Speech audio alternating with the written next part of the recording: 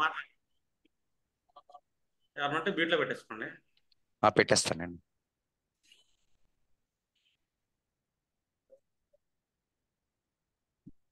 ఇప్పుడు మనకి త్రిక భావాల్లో 6, 8, 12 3 భావాలైతే ఉన్నాయి. 6వ భావం అనగానే మనం సమస్యలు, లిటిగేషన్స్. 8వ భావం అనగానే స్ట్రగుల్స్ అండ్ ఇన్సల్ట్స్. అర్థమైందండి? ఇంకా 12th హౌస్లో మనకి ఐసోలేషన్ అంటాము. అదంటే ఐసోలేషన్ మంచిదే. లోన్లీనెస్ అని ఉంటుంది, ఒంటరితనం అని. ఐసోలేషన్ ఏమో ఏకాంతం, ఎంజాయ్ చేస్తాం. లోన్లీనెస్ అంటే ఒంటరితనం, బాధలు పడతాం. ఒంటరితనం అనే పదంలో ఏముంది? మనకు తోడి ఎవరూ లేరు అని. అంటే ఒంటరితనం అంటే తోడు ఉండాలి అని, అంటే డిపెండింగ్ వెళ్తుంది. ఆ డిపెండింగ్ పర్సన్ దూరం అయినప్పుడు ఒంటరితనం అంటాం. లోన్లీనెస్కి, ఏకాంతానికి డిపెండెన్సీ ఉండదు. అంటే ఏకాంతం అంటే నాకు నేనుగా ఉండటం. ఒంటరితనం అంటే నాకు ఎవరో లేక ఒంటరిగా ఉండటం, మానసికం. ఇది 12th హౌస్కి వెళ్తుంది.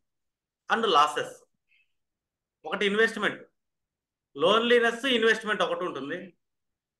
ఒంటరితనం, నష్టాలు అనేది ఇంకోటి ఉంటుంది. ఈ రెండు 12వ భావంలో ఉంటాయి. మనకి 8, 12 మనకి మోక్ష స్థానాలు అన్నాడు. 4, 8, 12 మోక్ష త్రికోణం. మనకి చూడండి, ఒక అద్భుతమైన మోక్ష త్రికోణాన్ని మన పరాశర మహర్షి పరిచయం చేస్తున్నాడు. 8, 12 మళ్ళీ ఏం చెప్పాడు మనకైనా? త్రిక భావాలు కూర్చోబెట్టాడు. ఇక్కడ మనం ఏం ఆలోచించాలి? మనకు మోక్షం కావాలి కదా. ప్రతి భావానికి 8, 12 మనం మోక్షాన్ని తెచ్చుకోవాలి. మోక్షాన్ని మనం తెచ్చుకోలేదు ఆ భావాలకు సంబంధించి. అంటే ఆ భావాల మోక్షం తెచ్చుకోవడం ఏంటంటే వాటి మీద ఉన్న మోహాల్ని క్షయించాలి అని, క్షయింపజేయాలి అని. మోక్షం అంటే అర్థం మోహాల్ని క్షయింపజేసుకుంటానే మోక్షం అంటాం. దానికి ఉన్న మోహాలను మనం వదిలించుకోవాలి. ఇప్పుడు 8th అనేది జనరల్గా తీసుకుందాం, ఒక లగ్నం నుంచి తీసుకుందాం. 8th హౌస్ అంటే మనం ఇక్కడ ఆయుష్ అనుకుంటాం. అర్థమేనండి? మన జాతకంలో 8th హౌస్లో ఒక మేల్ లగ్నానికి ఎగ్జాంపుల్ చెప్పుకుందాం. ఒక మేల్ లగ్నం ఎగ్జాంపుల్ అంటే తులా లగ్నం 8th అవుతుంది. 8th లో మనకేంటి? ఇక్కడ ఒక బుధుడు వెళ్ళి ప్లేస్ అయ్యాడు. ఓకేనా? బుధుడు వెళ్ళి 8th లో ప్లేస్ అయితే బుధుడు మీన లగ్నానికి ఏ లార్డ్స్ అధిపతి? 4th and 7th. అంటే మనకి సుఖం మీద, గృహాల మీద మోహం ఉన్నా, అండ్ రిలేషన్స్ మీద, చైల్డ్హుడ్ ఫ్రెండ్స్ మీద, అండ్ స్పౌజ్ మీద మానసిక మోహాల్ని మనం పెంచుకున్నాం అనుకో, ఎక్కువ బాధలు పడతాము, ఎక్కువ ఇబ్బందులు పాలవుతాం. దేవుడు మనకి వాళ్ళ నుంచి మోక్షాన్ని ప్రసాదిస్తాడు వైల్డ్గా. ఇప్పుడు మనం సుఖాల మీద మనకి వ్యామోహం లేదు, మనం మానసికంగా వాటిని క్షయం చేసాం. సైకలాజికల్గా స్పౌస్ మీద పెద్ద ఎఫెక్షన్ పెట్టుకోవట్లేదు, వాళ్ళ మీద మోహం లేదు, ఫ్రెండ్స్ మీద మోహం లేదు, వ్యాపారాలు చేద్దామనే మోహం కూడా లేదు. చేస్తున్నాం అంతే, మోహం లేదు మనకి. అప్పుడు వాటి వల్ల మనకు నష్టమే రాదైనా. మనకు ఆల్రెడీ మనం మోక్షాన్ని ఇచ్చుకున్నాం వాటి మీద. మనమే మోక్షాన్ని ఇచ్చుకున్నప్పుడు మనకు దేవుడు మోక్షాన్ని ఇవ్వాల్సిన పని లేదు. అప్పుడు మనకి స్ట్రగుల్ రాదు కదా, ఇన్సల్ట్స్ రావు కదా. లేదు, ఒక కుజుడు కూర్చున్నాడు 8th house, 2nd lot and 9th lot. 9th అంటే మన భాగ్యం, మన తండ్రి, మన గురువులు, మనకు లక్కు, బాగా ఎదుగుదామనే ఆశ. 2 అక్యుములేషన్ వెళ్తాం. వీటి మీద విపరీతమైన మోహాన్ని పెంచుకున్నాను నేను. యాక్చువల్గా నేనేంటి, ఆహార పదార్థాల మీద మోహాన్ని పెంచుకోకూడదు. తిండి బతకడానికి తినాలంతే, రుచుల కోసం తినకూడదు. రుచుల కోసం ఎవరు తింటారంటే, తిండి అంటే మోహం ఉన్నవాడు తింటాడు. ఈ రుచి బాగుంది, ఆ రుచి బాగుంది అని చెప్పి తెగ తింటూనే ఉంటాడు. అలాగే అక్యుములేషన్ వెల్త్ సంపద. నాకు అకౌంట్లో లెక్కలు వేసుకుంటా ఉంటారు. ఎందుకంటే అతను మోహించబడ్డాడు దానికి వెళ్ళి. కానీ ఇది మోక్ష స్థానంలోకి వెళ్ళిపడ్డాడు కదా, ద్వితీయాధిపతి నవమాధిపతి. ఎప్పుడైతే నీ అక్యుములేషన్ వెల్త్ మీద, నీ కుటుంబం మీద, నువ్వు తినే రుచుల మీద వ్యామోహాన్ని తగ్గించు. అక్కడ మోహాన్ని నువ్వు క్షయింపజేసుకోవాలి. అలాగే నైన్త్, ఎవరో అవకాశాలు ఇవ్వాలి, ఏదో అవకాశాలు రావాలి, నా భాగ్యం కావాలి, నాకు అంత కావాలి, ఇంత కావాలి అని చెప్పి మోహాలు ఏమైనా ఉంటే కనుక వదిలేస్తాయి. ఏ కష్టం రాదు. ఇప్పుడు వాళ్ళు వస్తారు నీ జాతకానికి, మీ దగ్గరికి. మీరు 8th హౌస్లో ప్లానెట్ కూర్చొని నీకు అది పోయింది, ఇది పోయింది అంటారు. లేదండి అంతా బాగుందని అంటాడు. బాగుంది అంటాడు. యాక్చువల్గా పోవాలి మన జాతకం ప్రకారం. కుటుంబం అవమానాలు పాలవ్వాలి అవటల్లా. ఎందుకంటే ఇతనే ఆల్రెడీ మోక్షాన్ని తెచ్చుకున్నాడు ఆ విషయాల్లో. లేదు, తృతీయాధిపతి అష్టమాధిపతి ప్లేస్ చేయడు అక్కడ. అంటే బాగా జర్నీస్ చేయడం, ఇరుగు పొరుగు బంధువుల మీద మోహం, కనిష్ట సోదర వర్గం మీద మోహం, అర్థమైందా? అనెతికల్ ఈవెంట్స్ మీద మోహం, శుక్రుడే కూర్చున్నాడు. వాటిని వదిలించుకోవాలి. ఇరుగు పొరుగు మీద మోహాలను వదిలించుకోవాలి, తిరుగుడు మీద మోహాలను వదిలించుకోవాలి, కనిష్ట సోదర వర్గం మీద మోహాలను వదిలించుకోవాలి. వదిలించుకోలేదా, దేవుడు వదిలించాడంటే కనుక పీడ. ఎఫెక్షన్ పెట్టుకోమాకండి అంటాను నేను. 8th హౌస్లో ఏ గ్రహం పడ్డా ఆ గ్రహ కారకత్వాలు, ఆ గ్రహానికి ఏ ఏ భావాల ఆధిపత్యం ఉందో వాటి మీద మోహాన్ని వదిలించుకోవాలి. ఎందుకంటే అది మోక్ష స్థానం, మోహాల్ని క్షయింపజేసుకోవాల్సిన స్థానం అది. మనం ఏంటంటే భౌతికంగా వదిలించేసుకుంటాం. కష్టమే రాదు, వాటికి సంబంధించిన కష్టమే రాదు, ఎప్పటికీ రాదు. కానీ వదిలించుకోలేము. ఎందుకంటే 8th హౌస్ అనేది రంధ్రభావం, ఊబి లాంటిది. వాటి మీద మోహాలను విపరీతంగా పెంచింది. కానీ విజ్ఞతతో మనం వదిలించుకోగలిగితే గనక కష్టం రాదు. లేకపోతే దాని నుంచి కష్టం ఖచ్చితంగా వస్తుంది, పీడను అనుభవించాల్సిందే. పరాశర మహర్షి వదిలేసి వెళ్ళిపోయాడు 481 మోక్ష స్థానాలు అని. మోక్షం అని పదం వదిలాడు. మోక్షం అంటే ఏంటి? మోహాల్ని క్షయింపజేసుకోవాలి భౌతికంగా మీరు అని. ఎందుకంటే మోక్ష స్థానం కదా అది. లేదు 5th లాటరీలో పట్టాడు 8th అనుకుందాం.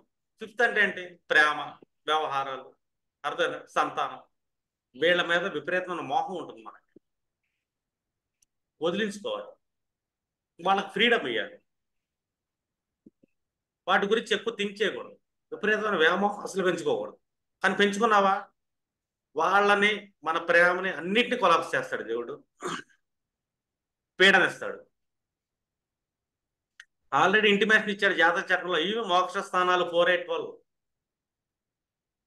అందులో 8-12 అనేది త్రికభావాలు అని చెప్పాడు. మళ్ళీ 4-8-12 మోక్ష స్థానం, 8-12 త్రికభావం. అంటే ఏంటి అర్థం? త్రికభావం అంటే కష్టాలు ఇచ్చే భావాలనే కదా. పీడనిచ్చే భావాన్ని త్రికభావం అంటాం. త్రికభావాలు దుఃఖాన్ని ఇస్తాయి. 6-8-12 దుఃఖాన్ని ఇస్తాయి. అందులో 6 అనేది ఏంటి? అర్ధ త్రికోణానికి సంబంధించిన కర్మ, లిటిగేషన్స్, వాటికి దూరంగా ఉండాలి. లిటిగేషన్స్ జోలికి వెళ్ళావా, అప్పుల జోలికి వెళ్ళావా, ఒకరితో శత్రుత్వం పెట్టుకోవాలని గుణం పెంచుకున్నావా, అవుట్ అయిపోవు. శత్రువుకు కూడా ఉపకారం చేయమని చెప్పి మనకు శాస్త్రాలు చెప్పి. అంటే ఏంటి? అజాత శత్రువులా ఉండు అని. శత్రువు పెట్టుకుని నీకు సమస్యలు వస్తాయి. అది త్రికభావం, 6వ భావం. అర్ధ త్రికోణంలో త్రికభావం 6వ భావానికి వెళ్ళింది. మోక్ష త్రికోణంలో త్రికభావాలు 8, 12 రెండింటికి వెళ్ళింది. అంటే ఇక్కడేమో మోహాలు క్షయింపజేసుకోవాలి, అక్కడేమో అర్ధ త్రికోణం. ఒక ఫైనాన్షియల్ మ్యాటర్స్ విషయంలో రుణం జోలికి వెళ్ళమాకు, శత్రుత్వం జోలికి వెళ్ళమాకు, రోగాల జోలికి వెళ్ళమాకు. రోగాలు రాకూడదంటే శత్రువును క్షమించే గుణం కావాలి.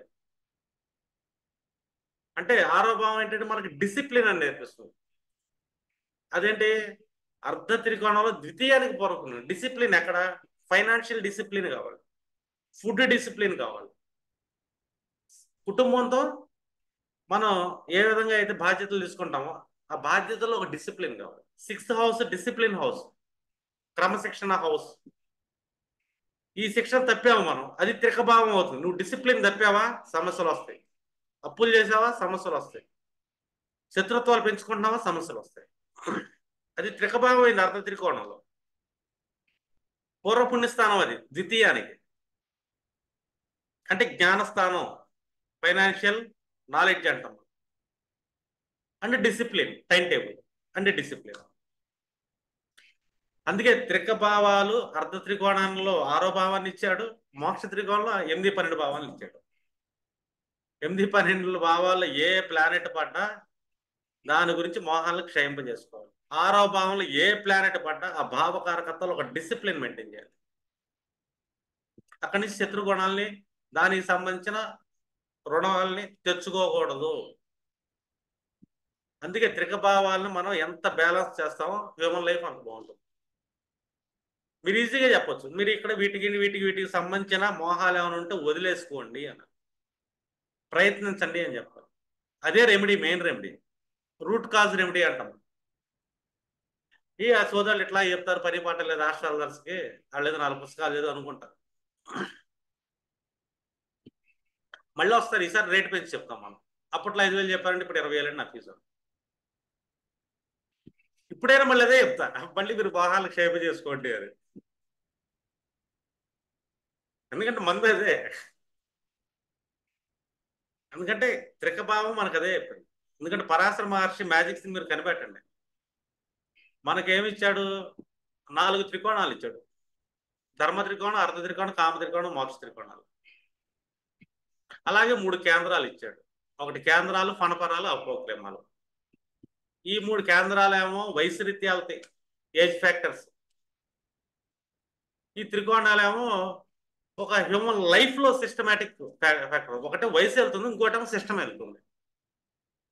ఇక్కడ నీ పూర్వజన్మ కర్మలు బట్టి ఏ ప్లానెట్స్ ఎక్కడ పట్టాయి, నువ్వు ఏ దేటికి మోహాలు వదిలించుకోవాలి, దేనికోసం కష్టపడాలి, దేనికి బాధ్యతగా నిర్వహించాలని చెప్పి డిసిప్లిన్ ఉంది.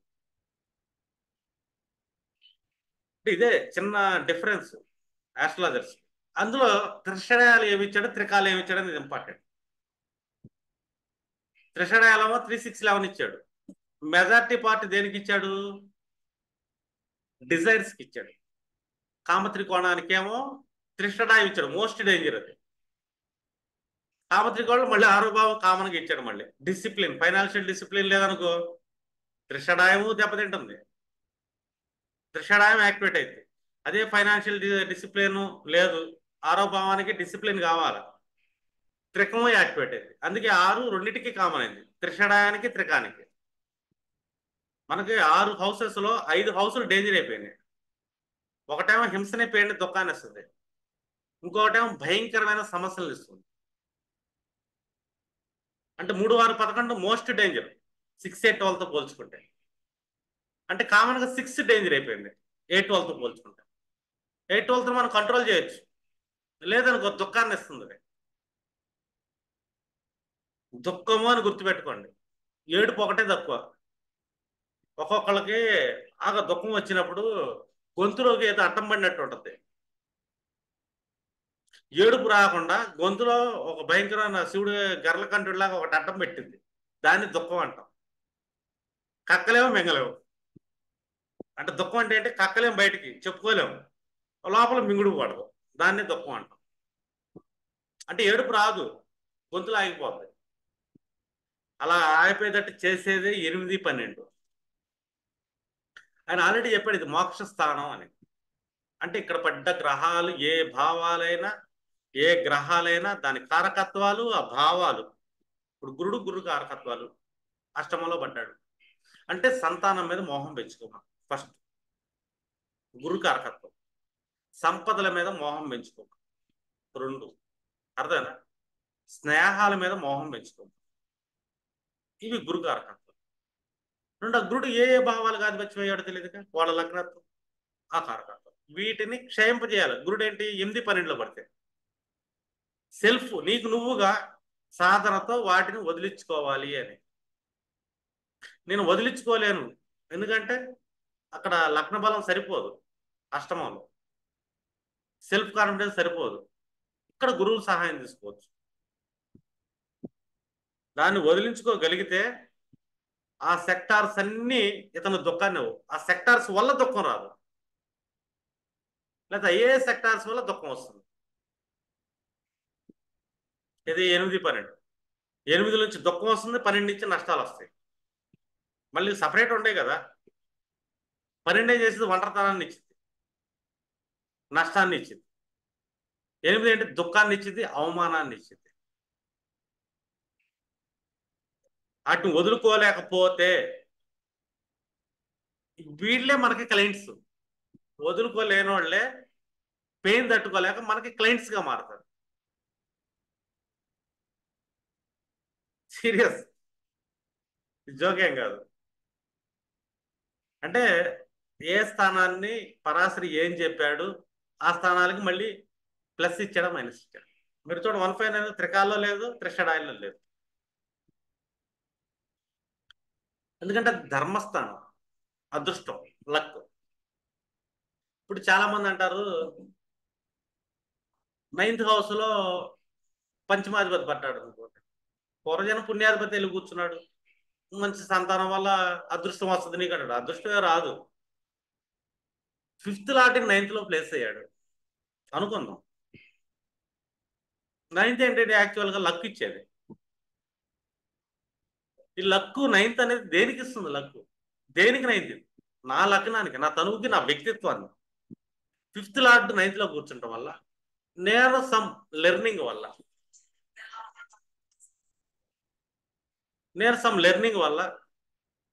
అర్థమైందండి, చదువుకుంటాం వల్ల, గురువుల దగ్గర నుంచి జ్ఞానం వల్ల నా వ్యక్తిత్వాన్ని డెవలప్ చేసుకుంటాం.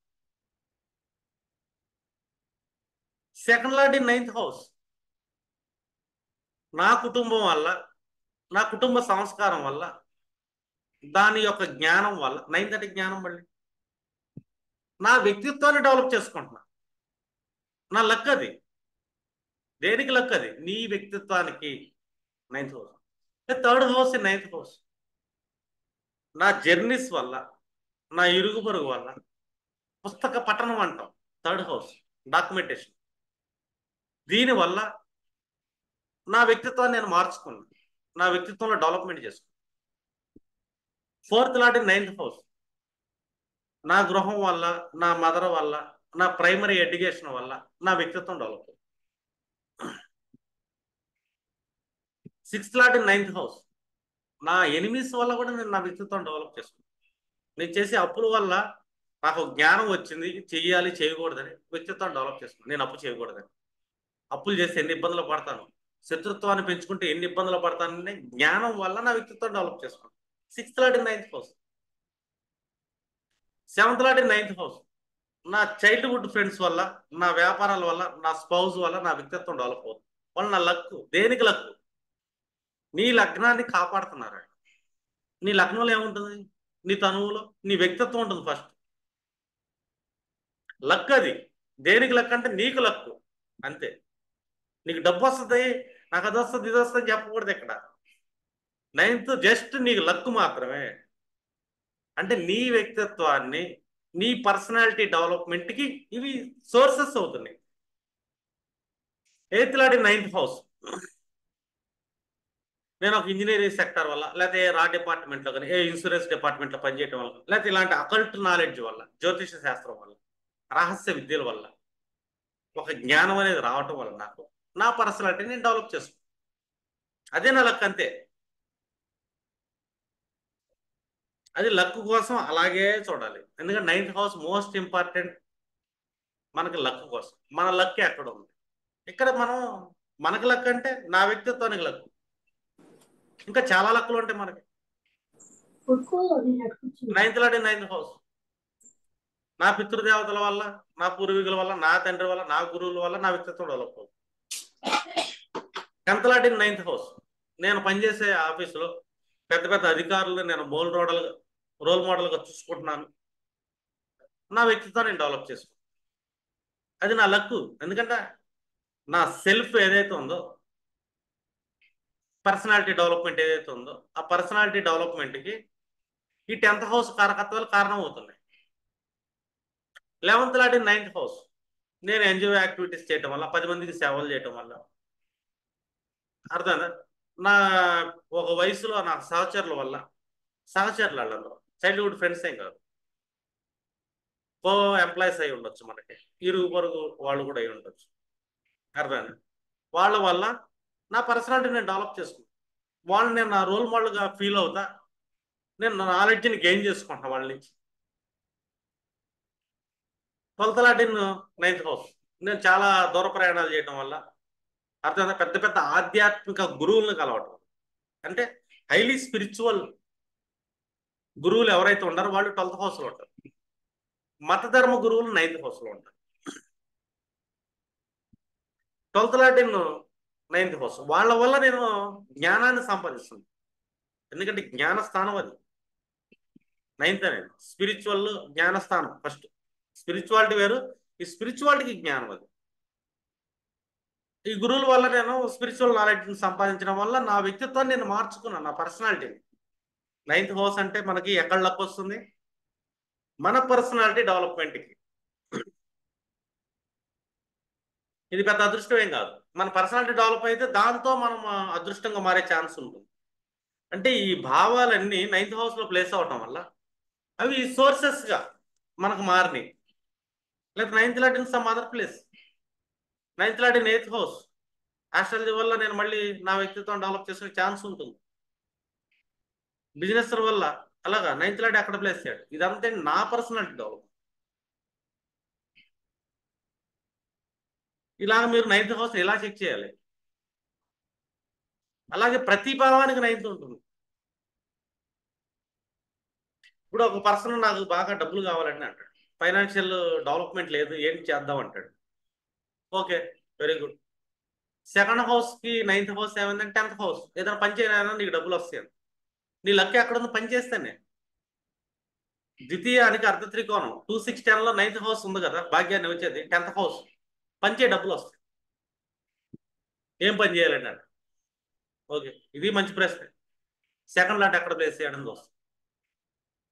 ఫస్ట్ 2nd లాట్ ఎక్కడ ప్లేస్ చేయాలి? డబ్బులు రావాలి. ఆ భావ సెక్టార్ని ఒకటి తీసుకుంటాం. ఇప్పుడు ఆ 2nd లాట్ నుంచి ఫస్ట్ ప్రయారిటీ మనం ఏంటంటే 2nd లాట్కి 5th 9th ఎవరు కూర్చున్నారు అని చెక్ చేస్తాం. 2nd లాట్కి ట్రయాంగిల్లో ద్వితీయాధిపతి ప్లేస్మెంట్ నుంచి పంచమ భావంలో నవమ భావంలో ఏదైనా గ్రహాలు కూర్చుంటాయి. ఇవి కూర్చున్నప్పుడు ఆ గ్రహ కారకత్వాలు ఎక్కువ సపోర్ట్ ఇస్తే ఇతను ధనం సంపాదిస్తారు. రెండోది, ఆ గ్రహం ఏ ఏ భావకారకత్వాలు అవుతా కూర్చుంది అక్కడ. ఎందుకంటే ఆ గ్రహానికి ఏదో భావం ఉంటుంది కదా, ద్వితీయ భావం, తృతీయ భావం, చతుర్థ భావం, ఒక భావానికి ఆధిపత్యం తీసుకుంటుంది. యాక్చువల్గా ఒక సూర్యచంద్రులు తప్పించి మిగిలిన గ్రహాలను రెండు భావాలు ఆధిపత్యం తీసుకుంటాయి. ఈ 2nd లాట్కి 5లో కానీ 9లో కానీ ఏదన్నా ఒక ప్లానెట్ ఉందా, కంజంక్షన్లో ఏమైనా ప్లానెట్ ఉందా, ఆ ప్లానెట్ kuna భావకారకత్వాలు ఏంటి? ఈ కారకత్వాలు గ్రహ కారకత్వాలు అన్నిటిని అలైన్ చేస్తా ఒక పని చేస్తే పని చేయాలి, మళ్ళీ డబ్బు వస్తుంది. అందుకని ఒకటి మనకి 10th హౌస్లో ఉన్న ప్లానెట్స్ ఖచ్చితంగా ధనాన్ని ఇస్తాయి. ఎందుకంటే 10th హౌస్లో కూర్చున్న ప్రతి ప్లానెట్ పంచమ దృష్టి ద్వితీయాన్ని చూస్తుంది. ద్వితీయానికి 9th లో ప్లానెట్స్ కూర్చున్నాయి కాబట్టి ఆ భావాలు డబ్బునైతే ఖచ్చితంగా ఇస్తాయి మనకి.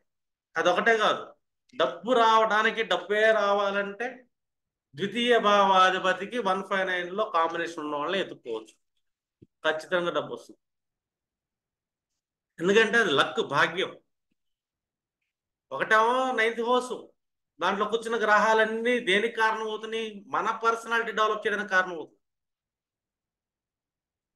ద్వితీయ భావం నుంచి 9th హౌస్ అంటే 10th లో కూర్చున్న ప్లానెట్స్ కానీ ద్వితీయ భావాధిపతి నుంచి సపోర్ట్ ఇస్తున్న ప్లానెట్స్, ద్వితీయ భావాధిపతికి కంజంక్షన్ 6 5 9 కాంబినేషన్ ఉన్న ప్లానెట్స్, ఇవి దేనికి భాగ్యంగా మారుతున్నాయి?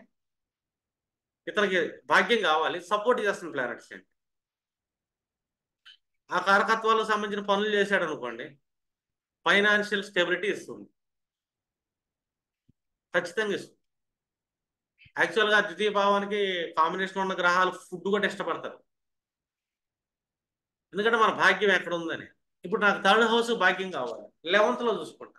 థర్డ్ ఏంటంటే నేను ఎఫర్ట్స్ చేయాలి బాగా, నేను బాగా ప్రయత్నాలు చేయాలా, నా హాబీస్. ప్రతి పర్సన్కి ఒక హాబీ ఉంటుంది. ఈ హాబీకి ఒక కంపెనీ కావాలి. ఈ కంపెనీ ఎక్కడ దొరుకుతారంటే 11th హౌస్, ఫ్రెండ్స్, మిత్రులు. చైల్డ్హుడ్ ఫ్రెండ్స్ అంతా కంపెనీ ఇవ్వాల్సిన అవసరం లేదు. అర్థమైందా? పరిచయాలు ఇస్తాయి కంపెనీని. ఇక్కడ మీరు ఒకరికొకరు కంపెనీ ఇచ్చుకోవచ్చు మీకు ఏమైనా డౌట్స్ ఉంటే. అర్థమైనా? ఫోన్ చేసి అడుగుతారు. ఇదంతా ఒక కంపెనీ. మీ హాబీస్ ఉన్నాయి. ఒకడికి హాబీ ఉంది, ఆల్కహాల్ తాగే హాబీ ఉంది. ఆ ఆల్కహాల్ తాగంటే నాకు ఎక్కడ దొరికింది, ఆడ భాగ్యం ఎక్కడ ఉందంటే బార్ అండ్ రెస్టారెంట్కి వెళ్ళి అంటాం. బార్ అండ్ రెస్టారెంట్కి వెళ్తే ఆ టేబుల్ ముందు ఒక కంపెనీ దొరికింది అక్కడ.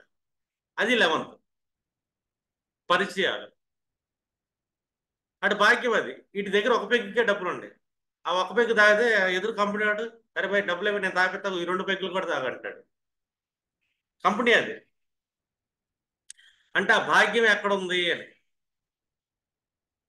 ఇప్పుడు 11th హౌస్లో ఏ బుధుడో కూర్చున్నాడు అనుకున్నాం.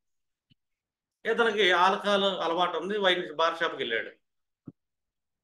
అక్కడ టేబుల్స్లో చాలా మంది రకాల పర్సన్స్ ఉంటారు. కానీ ఒక వైశ్య లక్షణాలు ఉన్నాడు, బుధ లక్షణాలు ఉన్నాడు, ఈ టేబుల్ దగ్గరకు వచ్చి తన కంపెనీ ఇస్తాడు. ఇతను అదృష్టం అది. లేదు, సూర్యుడు కూర్చున్నాడు అక్కడ 11th కోసం. ఇతను మళ్ళీ ఆల్కహాల్ అలవాటు. అక్కడికి వెళ్ళి కూర్చుంటే ఒక ప్రెస్టేషన్ లో గవర్నమెంట్ ఆఫీసర్ వచ్చి కూర్చుంటాడు, లేదా పొలిటీషియన్ కూర్చుంటాడు, ఆడిస్తాడు ఇది కంపెనీ. అంటే ఇది భాగ్యం అది. ఇతని హాబీకి భాగ్యం ఎవరు దొరుకుతున్నారు? ఒక సెక్టార్కి వెళ్తే ఆ పర్సన్స్ దొరుకుతారు. శుక్రుడు కూర్చున్నారు, ఒకళ్ళు ఇస్తారు కంపెనీ. అర్థమైనా? శుక్రుడే కూర్చున్నాడు అనుకో, వాళ్ళ మిస్సెస్ కూడా తాగే అమ్మాయి అయితే ఆమె బాటిల్ ఇచ్చి కంపెనీ వస్తుంది, ఆమ్లెట్ కూడా ఇస్తుంది. అంటే ఇక్కడ మన థర్డ్ హౌస్, మన ప్రయత్నాన్ని ఎవరు బాగా చేయగలుగుతారు, ఒక డాక్యుమెంటేషన్ చేయాలి. లేదా నేను ఒక ప్రయత్నం చేస్తున్నా, నా 11th హౌస్లో ప్లానెట్ ఎవరు ఉన్నారో చెక్ చేసుకున్నారు అనుకోండి, ఆ సోర్స్ ఆఫ్ పర్సన్స్ ద్వారా మనం పని చేయడం మొదలు పెడితే పని అయిపోతుంది. అంటే మనం వాళ్ళని కాకుండా వేరే వాళ్ళని పెట్టుకుంటే మన పని లేట్ అయిపోద్ది. మన ప్రయత్నం ఎందుకు ఫెయిల్ అవుతాం అంటే 11th హౌస్లో ఉన్న గ్రహ కారకత్వాన్ని యూజ్ చేయకపోతే ఫెయిల్ అవుతాం. ఆ కారకత్వాన్ని యూజ్ చేయాలి, ఎందుకంటే అది మన భాగ్యం. అది థర్డ్ హౌస్ భాగ్యం. సరే, నీ ప్రయత్నాలు చేస్తున్నప్పుడు ఇంకా బాగా సపోర్ట్ ఎవరు వస్తారు? నీ థర్డ్ లార్డ్ ఎవరితో కంజంక్షన్ అయ్యాడు, ఆ థర్డ్ లార్డ్కి 159 కనెక్షన్లు ఎవరు పడ్డారు, ఆ పర్సన్స్ నుంచి నీ ప్రయత్నాలకు ఒక సపోర్ట్ దొరికింది. వాళ్ళు నీ భాగ్యం. ఎందుకంటే 59 ఎందుకంటానంటే 59 అనేది పూర్వజన్మ నుంచి ఈ జన్మకి ట్రావెల్ అయ్యి వస్తున్న భాగ్యాలు. 59 ఎప్పుడైనా సరే పాస్ట్ లైఫ్ రుణాలు అయ్యి. నేను ఒక 5,000 ఫీజు పెట్టాను, 23,000 పెట్టాను, ఇలాగా 5 నెంబర్ పెడతానంటే వీళ్ళందరూ నాకు పాస్ట్లో బాకీ ఉంటే నా దగ్గర చెప్పించుకుంటారు, లేదా లేదని 5 నెంబర్ యాక్టివేట్ చేసుకున్నాను. నేను కౌన్సిలింగ్ కన్సల్టేషన్ ఇస్తాను. నేను 9th లో కూర్చున్నా, నాలో ఉంది ఆటోమేటిక్గా పూర్వజన్మ, నా లక్కీ నెంబర్ పైనే పెట్టుకుంటా. బాకీ ఉన్న వాళ్ళు వస్తారు, మీలో మనకు అవసరం. నేను కొత్తగా బాకీలు పడాల్సిన అవసరం లేదు వేరే వాళ్ళకి. అంటే కొన్ని నెంబర్స్ ఉంటాయి. అలాగే ఈ థర్డ్ లార్డ్ ఎక్కడ ప్లేస్ చేయడు, థర్డ్ లార్డ్ పైన ఉన్న పర్సన్స్ ద్వారా వీళ్ళ ప్రతి ఎఫర్ట్, ప్రతి ప్రయత్నం ఈజీగా అయిపోతుంది. ఖచ్చితంగా అయింది. వాళ్ళ 59 ఎవరు పడ్డారని చెక్ చేసుకుంటే పెద్ద కష్టమేం కదా. ఎవరు కంజెషన్ అయ్యారు? ఇప్పుడు నా జాతకం చూసుకున్నాం అనుకోండి, నాకు డబ్బులు కావాలి. నా ద్వితీయాధిపతి సింహంలో కూర్చున్నాడు, మక నక్షత్రమే కూర్చున్నాడు. పంచమాధిపతి కనెక్ట్ అయ్యాడు, ఎడ్యుకేషన్ చేస్తే బాగుంటుంది. ఎవరు ఏ ఎడ్యుకేషన్ చేయాలి, లేదా ఏ ఎడ్యుకేషన్ మీద బాగుంటుంది, అది భావచరిత్రలో చూసుకున్నాను. ఆ 10వ భావంలో కూర్చున్నాడు. కేతు 59 లో పడ్డాడు. కేతు కూడా మళ్ళీ శని మీద కూర్చున్నాడు. శనికి మళ్ళీ చతుర్థ పంచమ కారకత్వం. ఇంకా ఓ పని చేద్దాం, teaching, self learning, occult related. Ketu కదా, అకల్ట్ రిలేటెడ్ పెడితే డబ్బులు అయితే వస్తాయి. ఎందుకంటే సెకండ్ లార్డ్ కంజంక్షన్తో జరిగింది. కుజుడికి కంజంక్షన్లో పడ్డాడు, శని కూడా పడ్డాడు. రెండింటిని అలైన్మెంట్ చేయొచ్చు, నో ప్రాబ్లం. ఎందుకంటే మళ్ళీ కర్మలార్డ్ ఎవరయ్యారు? అదొకటి చేసుకుంటా. ద్వితీయానికి మళ్ళీ దశమాధిపతి చంద్రుడే. ఆ చంద్రుడి నుంచి ఏమైనా కాంబినేషన్ దొరుకుతుంది, అది చెక్ చేసుకుంటా. ఫస్ట్ ద్వితీయాన్ని చూస్తా. ఫస్ట్ నాకు ఏంటంటే మనీ కావాలి. నాకు నేమ్ అండ్ ఫేమ్ బాగా రావాలి. ఏం చేయాలి? ఒకటి కర్ణాన్ని చెక్ చేసుకుంటే జనరల్గా మన బర్త్ నుంచి. లేదు, నేమ్ అండ్ ఫేమ్ అనగా 10th కోసం చెక్ చేస్తాను. నేమ్ అండ్ ఫేమ్ రావాలని నేను కష్టపడాలి ఫస్ట్. నా 10th హౌస్కి చూసుకుంటే 159 కనెక్షన్లో 9th హౌస్ అంటే నా 6th హౌస్లో ఏ ప్లానెట్స్ కూర్చున్నారు అది చూసుకోండి. నా 6th కేతువే కూర్చున్నాడు. ఆ నేమ్ అండ్ ఫేమ్ మళ్ళీ అక్కడ పట్టుకుంటూనే వస్తుంది మనకు. లేదు ఇంకేదైనా గ్రహం కూర్చుంది, ఆ గ్రహానికి వేరే భావాధిపత్యం ఉంది 6th హౌస్లో. ఆ గ్రహ భావం గ్రహ కారకత్వాన్ని పట్టుకొని మనం శ్రమిస్తే నేమ్ అండ్ ఫేమ్ వస్తుంది. నేమ్ అండ్ ఫేమ్ అనేది ఊరికి రాదు, శ్రమ పడాల్సిందే. ఎందుకంటే శ్రమ స్థానం 6వ స్థానం కూర్చుంది. ఎందుకంటే 10వ భావానికి 9th హౌస్ 6వ భావం భాగ్యము. 10వ భావం ఏంటంటే పేరు ప్రఖ్యాతులు, నేమ్ అండ్ ఫేమ్, గ్రోత్. ఇది రావాలంటే దీని భాగ్యం ద్వారానే వస్తుంది మనకి. ఆ భాగ్యస్థానం ఏంటి? 6వ స్థానం. 6వ స్థానంలో ఉన్న గ్రహాలు పట్టుకుంటే పేరు ప్రఖ్యాతులు వస్తుంది. చూడండి, ధనానికి పేరుకి సంబంధం లేదు. ధనం ఒకళ్ళకి ఒక చోట వస్తుంది, పేరు ఇంకో చోట వస్తుంది.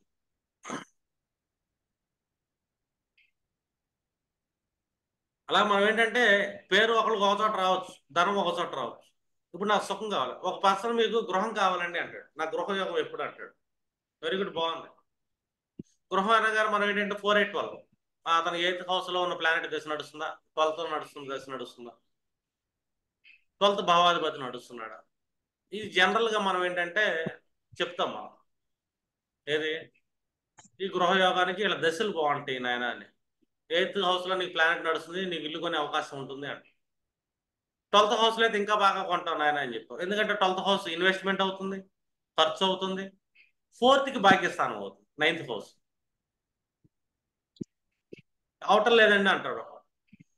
మనమే కంగారు పడక్కర్లేదు. ఇప్పుడు మన D4లోకి వెళ్ళిపోతాం.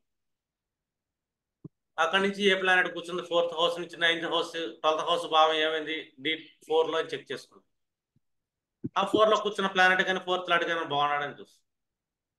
లేదు, కొంతమంది గృహయోగం కావాలంటే ఏదో పని చేయాలి కదా. ఎవరు సపోర్ట్ చేస్తారు ఈ గృహానికి, ఏ గ్రహాలు సపోర్ట్ చేస్తారని చెక్ చేసుకో. ఈ 4th లాట్కి 159 కనెక్షన్ ఏమైనా ప్లానెట్స్ ఉన్నాయని చూడాలి. ఆ ప్లానెట్స్ కారకత్వాల నుంచి ఆ ప్లానెట్స్ దశల్లో అంతర్దశల్లో గృహయోగాలు కలుగుతాయి, భూయోగాలు కలుగుతాయి అని చెప్పాలి. ఖచ్చితంగా కలిగి తీరతాయి కూడా. 4th లాట్కి రాశి చక్రంలో చూసుకోండి, అంశ చక్రంలో చూసుకోండి. అంశ చక్రంలో గృహయోగం కావాలి. 4th లాట్ నుంచి 5/9 కనెక్షన్లో ఏ ప్లానెట్స్ పడితే ఆ ప్లానెట్స్ వల్ల ఇతర గృహయోగం దొరికింది. వాహన యోగం కావాలా D16లోకి వెళ్ళండి. 4th లాట్ 5/9 కనెక్షన్లో, లేదా 4th హౌస్ నుంచి 8-12 కూర్చున్న గ్రహాలు వాహన యోగాన్ని ఇస్తాయి. 4th D4లో గృహయోగాన్ని ఇస్తాయి. రాశి చక్రంలో డిఫాల్ట్ గా మనకేంటంటే అన్ని రకాల యోగాలు కనబడతాయి. ప్రైమరీ ఎడ్యుకేషన్ కనబడుతుంది, దళిత సుఖం కనబడుతుంది, గృహయోగం కనబడుతుంది. వాళ్ళు సోర్సెస్ అవుతారు. ఇప్పుడు 4th లాట్కి 5/9 కనెక్షన్లో కుజుడు పడ్డాడు అనుకో, వీళ్ళ గృహయోగాలు కనిష్ట సోదరుడు కారకుడు అవుతాడు. అలా కుజు కారకత్వాలకు సంబంధించిన పనులు చేయటం వల్ల కూడా మనకి గృహయోగం. అంటే మన గృహయోగం కలగడానికి ఏ ఏ గ్రహాలు సపోర్ట్ చేస్తున్నాయి అని తెలుస్తుంది. ఆ సపోర్ట్ చేసిన గ్రహ అంతర్దశలోని గృహయోగం కలిగిద్ది ఖచ్చితంగా.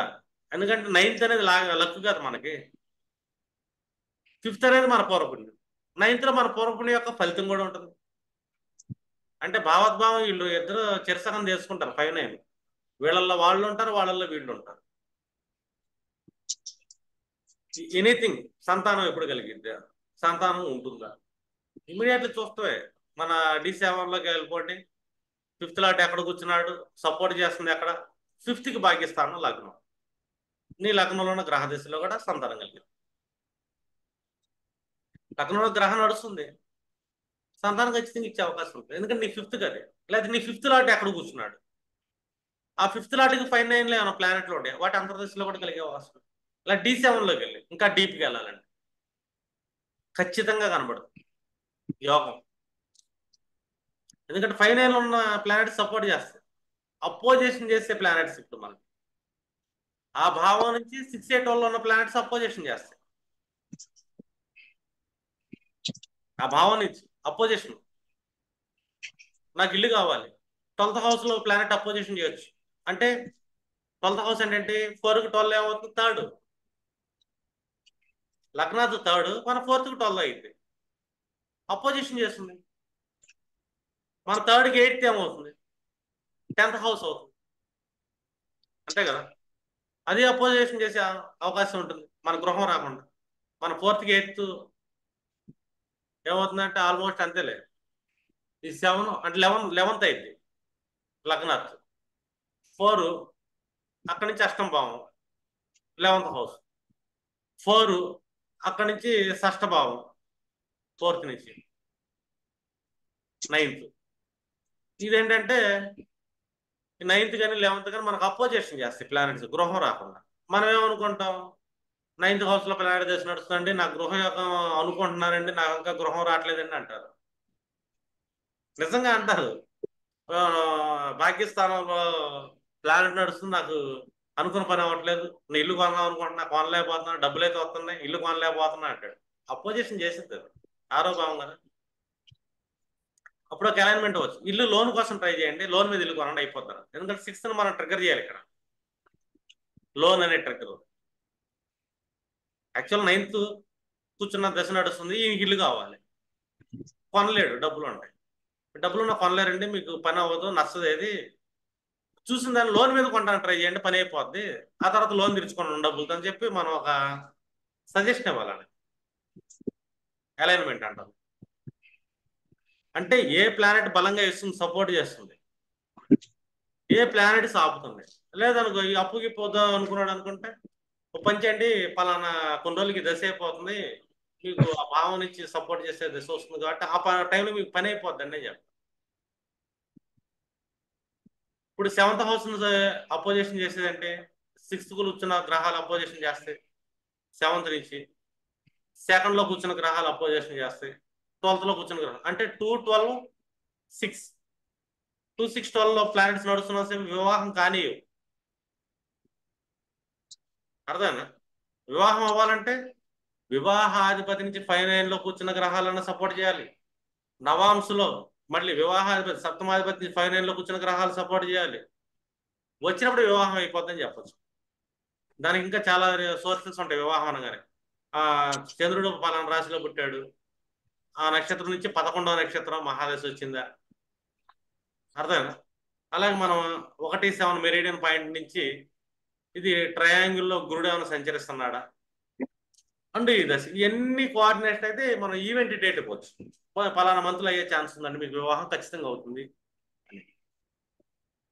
అంటే ఇక్కడ ప్రతిది ఈవెంట్ అవ్వాలి అనుకుంటా మనకు భాగ్యం ఖచ్చితం, 100% భాగ్యం ఉంటేనే ఈవెంట్ వస్తుంది.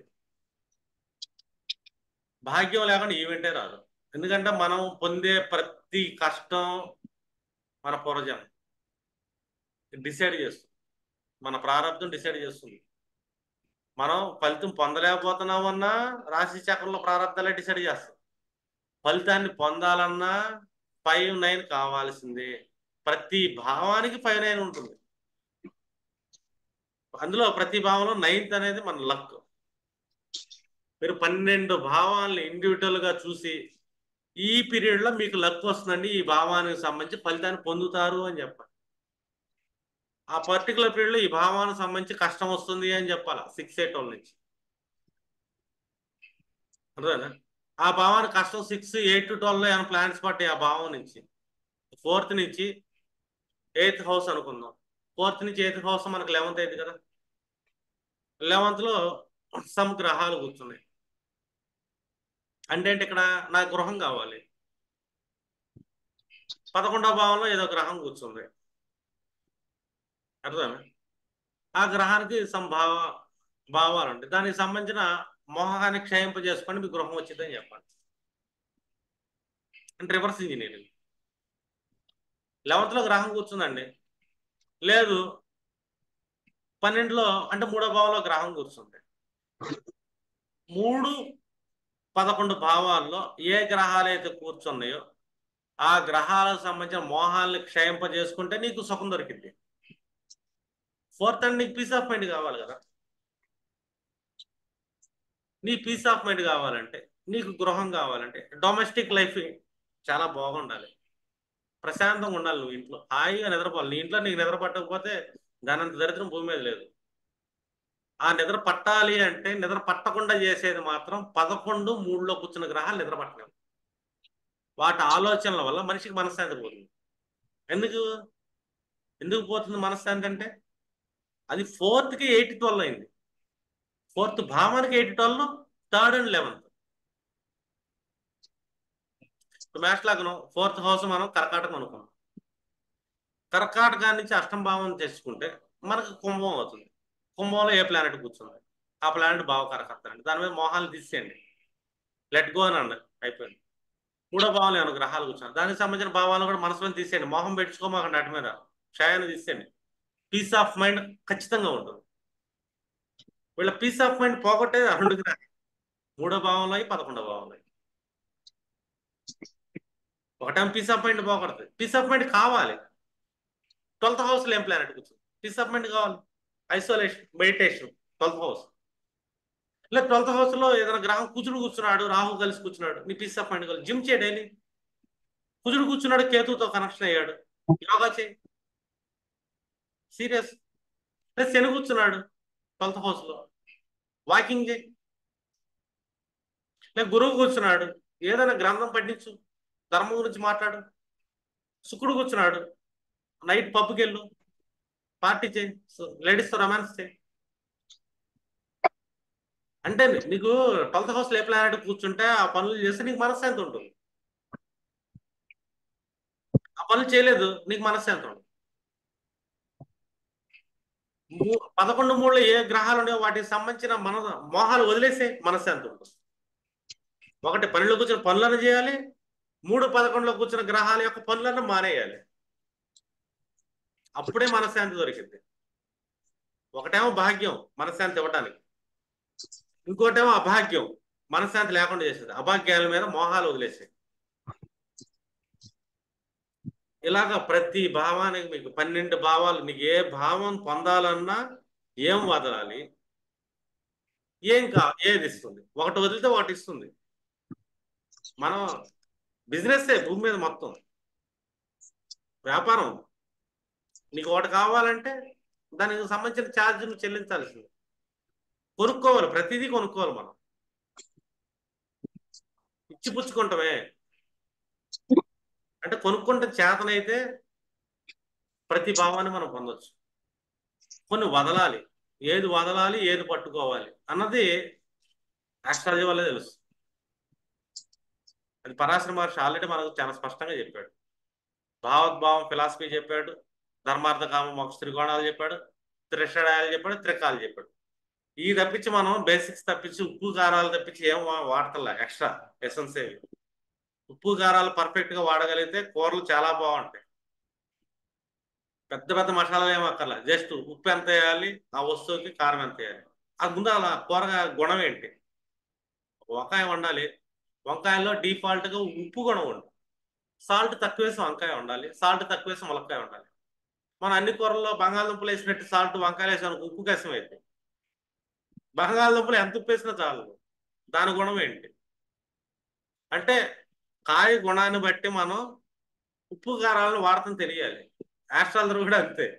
త్రిక భావాలు, త్రిషడాయ భావాలు అంటే ఏంటంటే 159 అంటే ఏంటి, భాగ్య భావాలు అంటే ఏంటి, పూర్వపుణ్య భావాలు. దీన్ని బాగా యూటిలైజ్ చేయగలిగిన వాళ్ళు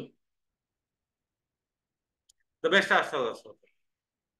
వితౌట్ రెమెడీ ప్రతి ప్రాబ్లం సాల్వ్. ఓకే, అలా ఆల్మోస్ట్ క్లియర్ చేశాను అనుకుంటున్నా. ఇక్కడి నుంచి మీ బ్రెయిన్కి పని.